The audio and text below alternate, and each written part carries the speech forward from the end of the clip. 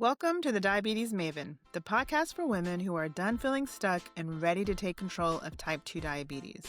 I'm your host, Stephanie, a nurse practitioner and type 2 diabetic, and a woman on a mission to help you ditch diabetes for good. If you've ever felt frustrated by confusing advice, tired of the blood sugar roller coasters, and wondered if true healing is even possible, you're in the right place. Each week, we'll talk about what really moves the needle, from balancing your blood sugar, your metabolism, building healthy mindsets, and eating smarter, moving with purpose, and strengthening your faith along the way. Because managing diabetes isn't just about numbers. It's about freedom, energy, and living the life God designed for you, without complications. Subscribe to the Diabetes Maven wherever you listen to podcasts, and let's take this journey together. Hey there, and welcome back. If you're new here, I'm Stephanie, and this show is all about real, practical blood sugar management. Not the generic stuff that you'd find elsewhere, but things that actually move the needle for you specifically. Today, I want to talk about something I've been doing that has honestly been a game changer, and it's so simple, I'm truly annoyed that I wasn't doing this sooner. And it's very simply checking my blood sugar before I eat. I know, revolutionary, right? Not after, but before. And I know what you're thinking. Maybe it seems excessive, but stay with me because I want to walk you through exactly why this matters and tell you a story about what happened when I ignored my numbers and give you 4 concrete things you can start doing right now. So let's get into it.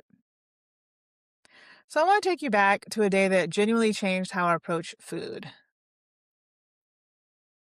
I was in my luteal phase, and if you're male and listening or a female who may not know what this is, it's the second half of your cycle, roughly about 15 to 28 days. And I already knew I was running low on estrogen because estrogen plays a big role in insulin sensitivity. And so at that time of the month when it dips, your cells don't respond to insulin as efficiently. So your body has to work even harder to clear the glucose from your bloodstream. It's one of the reasons that so many women notice that their blood sugar, or maybe you didn't, is really hard to control in the week before your period. So I already knew I had that working against me. And then I had a normal and higher carb lunch, unfortunately. And I don't even remember what I ate, but I just remember I made a choice and I paid for it big time. My blood sugar shot up after that meal and it just refused to come down the way that it normally would. I was watching my numbers all day and they were just kind of hovering between 120, maybe 140. And by the time dinner rolled around, I checked and I was still around 140. Now, 140, it's not an emergency and it's not that terrible of a number. It was just elevated. And my normal is usually around 100, 110.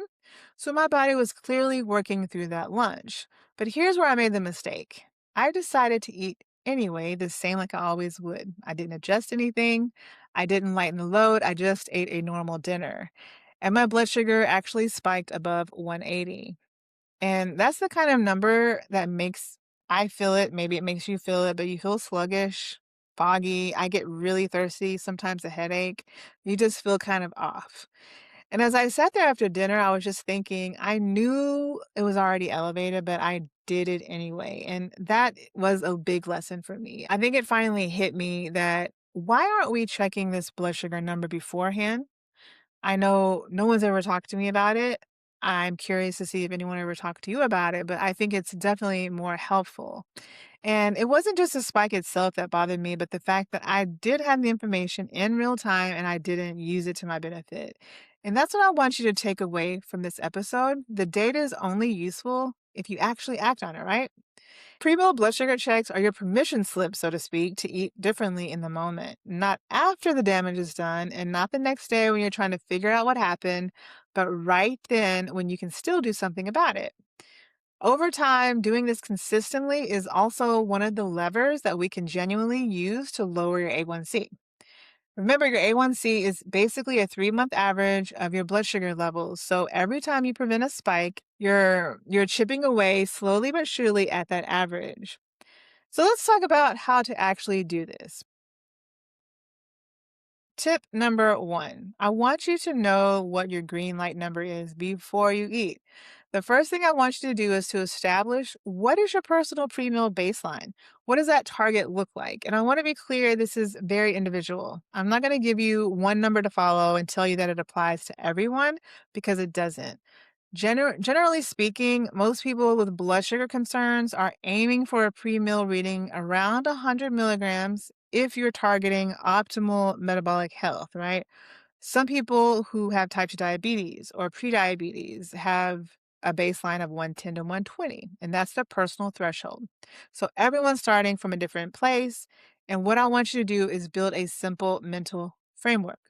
So if you're under that target number, that baseline number, it's a green light. I want you to eat as planned and keep in mind I want you to eat as planned and keep in mind this normal meal is a well-balanced meal. It's not a permission to go and eat Burger King and get the large meal, large soda. Okay. This is a normal meal that is a well-balanced meal that's made up of a healthy protein, complex carbs, and maybe you decide to eat rice or potatoes here and then end with a dessert.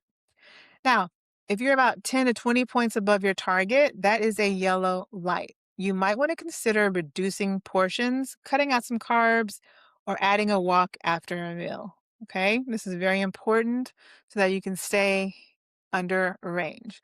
Now, if it's significantly elevated, like I was at 140, that is an absolute red light. This is a signal to lighten the meal considerably or even delay eating if that's realistic for you. That last one I know is hard because let's be real, hunger is what it is. Sometimes we can't wait, schedules are real, and life just doesn't cooperate. But even if you can't delay, you can adjust what you eat.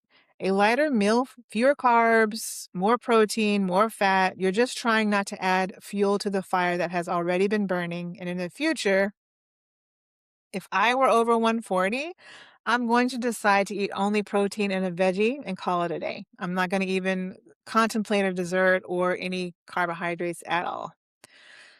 Now, that leads me to tip number two.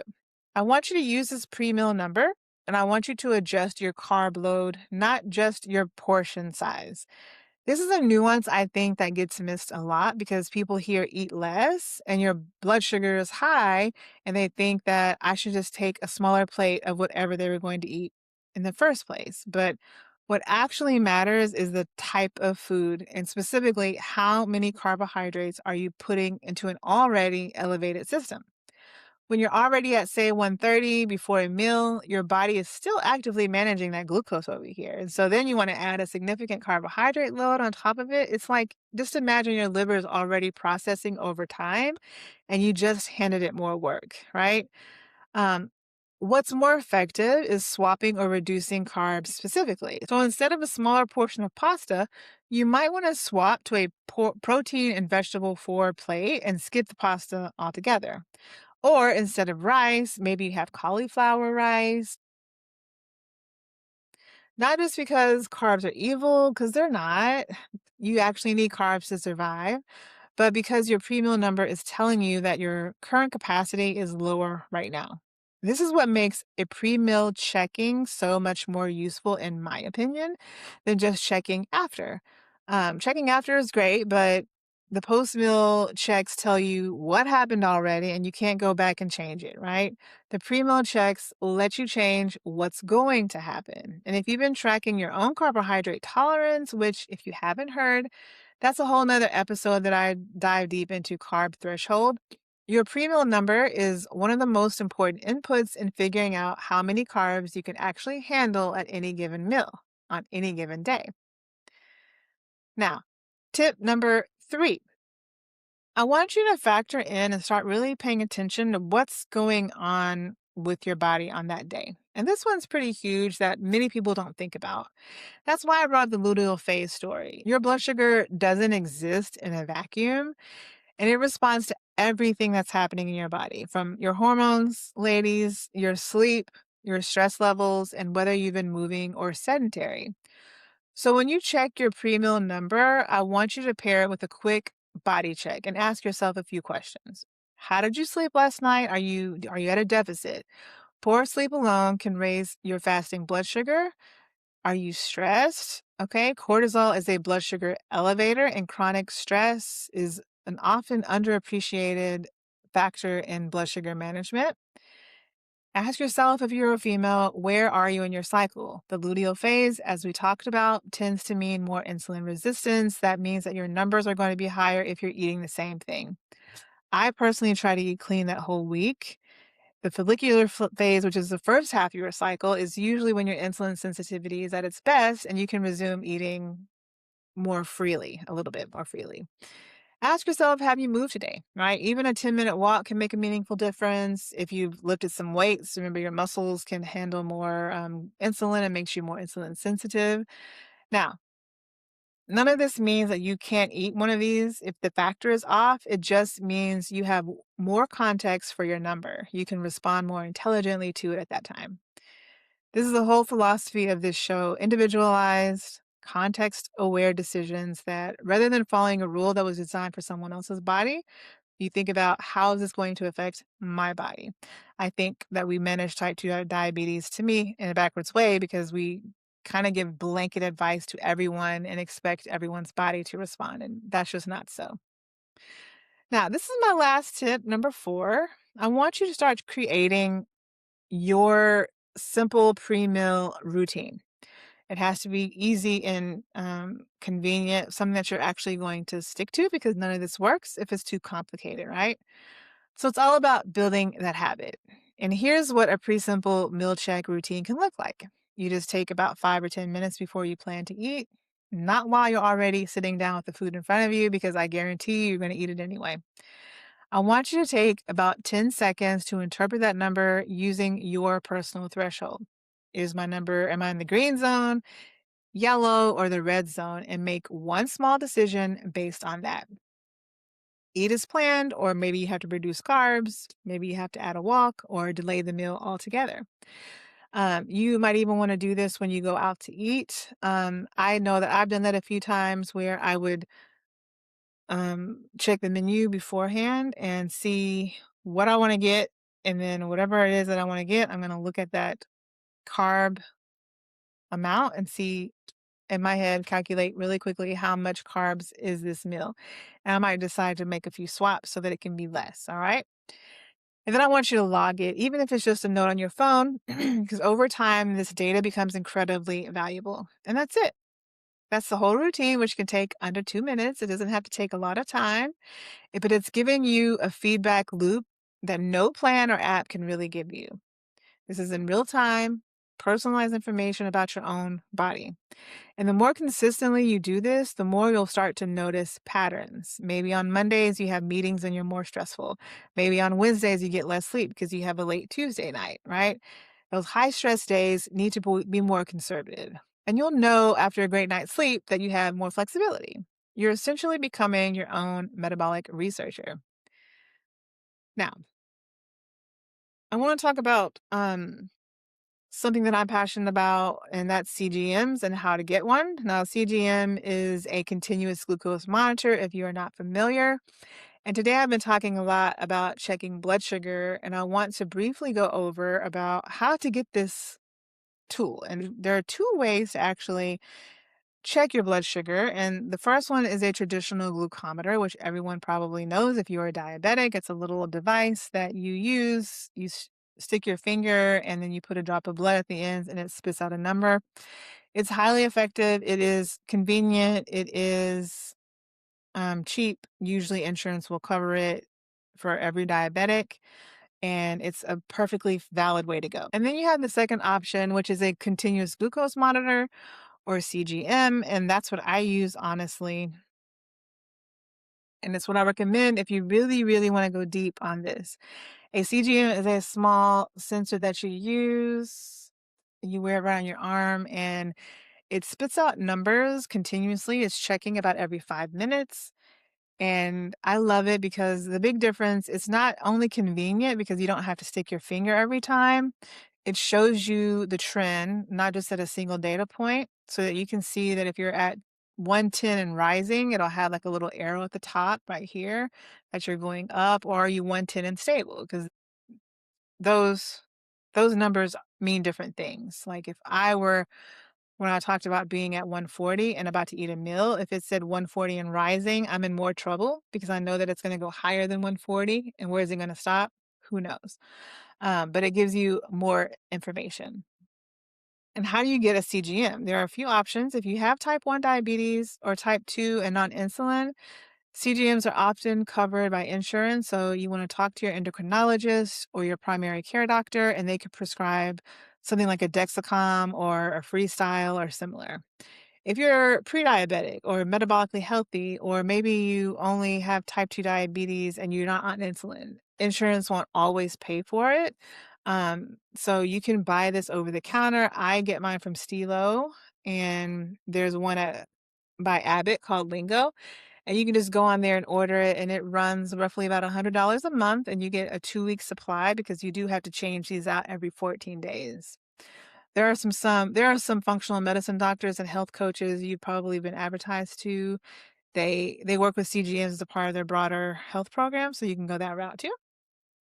My personal experience is I love to have this because I like to see the trends. I like to see what's going on with my body all day long. How did I sleep? Am I feeling stressed? And I go look at the numbers, and indeed, it is a little bit high. I would really probably have to stick myself 5 or 6 times a day to get a really good information from the time I wake up, from the time I go to bed to see what is happening. So it's nice to be able to just to go there and see real time how my food is affecting, how my lifestyle factors are affecting my blood sugar. All of those things are so very helpful. Whew. All right. So here's your one action item for the week. Just one because I want you to actually do it. I want you to check your blood sugar before your next 3 meals. That's it. You don't have to change anything yet. Don't stress about the numbers. Just check, log it, and notice that what you're walking into before you eat. If you don't have a glucometer, you can grab one at any pharmacy for around $20 or $30, or talk to your doctor and they can prescribe one, and insurance will typically pay for it. And then you have to pay for the strips too. Now, if you want to go straight to the CGM, look into the Stilo or Lingo. After 3 pre-meal checks, you've already have more personalized information about your metabolic baseline than most people ever get. And then you can start talking about what to do with those numbers. But if you try this, I genuinely want to hear what you find out. Come find me on all the platforms. I'm on Instagram, Facebook, even Pinterest, and let me know, especially if you have a moment like mine where the number surprised you or where it actually stopped you from making a choice that you regretted. Because that's the whole point of this work, not just perfection. We're definitely not operating from fear, just gathering information that's used in real time for your own body. Thank you so much for listening, and I'll see you next week. Thanks for listening to Ditching Diabetes with the Diabetes Maven. Share this episode with a friend and leave a review so more women can ditch diabetes for good. Grab all of your free guides and resources at thediabetesmaven.com, and I'll see you in the next episode. Stay well.